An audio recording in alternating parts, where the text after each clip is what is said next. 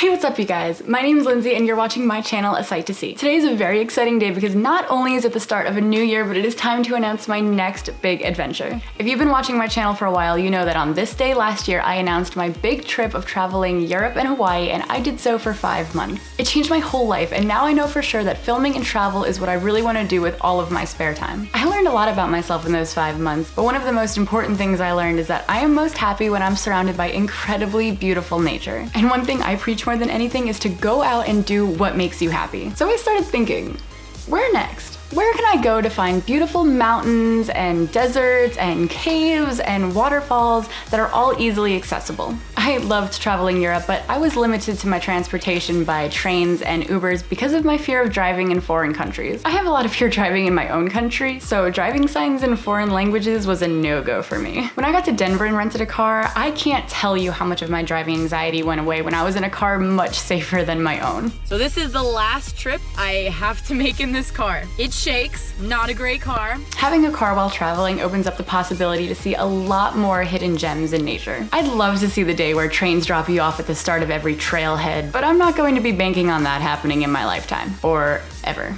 So Europe helped me get over my social anxiety, and now it's time to get over my driving anxiety, which means we're going on a road trip. A long road trip. An 8,319 mile road trip to be exact, with a twist. In my last announcement vlog, I told you guys I would be going away for 6 months, and I wound up going away for 5 so I could come back with a little bit of money. I budgeted to have $2,300 a month in Europe, and I came back with $2,500. So I pretty much hit the nail on the head with that trip. But this time we're doing the opposite.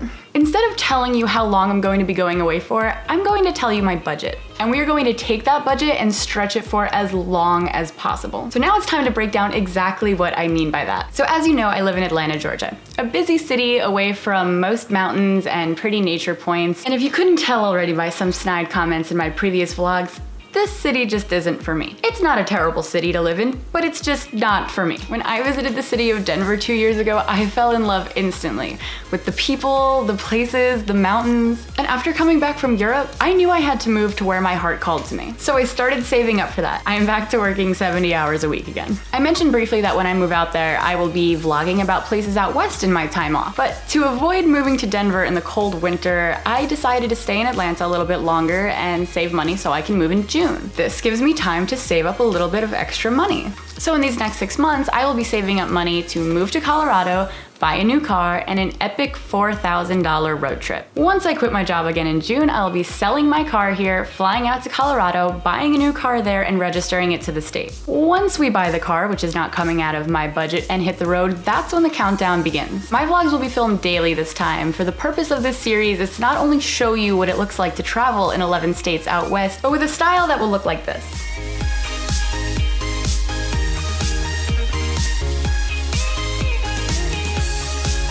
And I will show and tell you guys every single dollar I spend and see just how far we can stretch this money. I have mapped out 10 cities, 37 national parks, and 5 waterfalls out west, totaling 8,319 miles of travel total, with the route that I picked. To give you a brief overview of the route, we will start in Denver, Colorado. Then we will head up to Rocky Mountain National Park, entering Wyoming, check out Yellowstone, and then up to Montana, visiting a few lakes and Glacier National Park, then through the tip of Idaho to the North Cascades and Seattle and Washington, down through Portland and the Painted Hills of Oregon, the Redwood Forest and Yosemite and Death Valley in California, to Las Vegas, Nevada, and the Grand Canyon in Arizona, up to Zion and Bryce and Arches National Park in Utah, a few unique parks in western Colorado, to Carlsbad Caves, and maybe see some aliens in Roswell, New Mexico, then finally back to my new home. And don't worry about me, if something happens when I'm out there, I will have extra money in my savings just in case something goes wrong and I need to cut the trip short for whatever reason, but we're just going to see how far we can get and how far we can stretch $4 grand. As you can see, this is going to turn into a bit of a game. How far am I going to be able to get? How long am I going to be gone for? Can I stretch this money for 1 month or 4? Am I going to be able to finish the route that I have planned? Will I be sleeping in my car some nights to save money? Is a trip like this possible on only $4 grand? Well,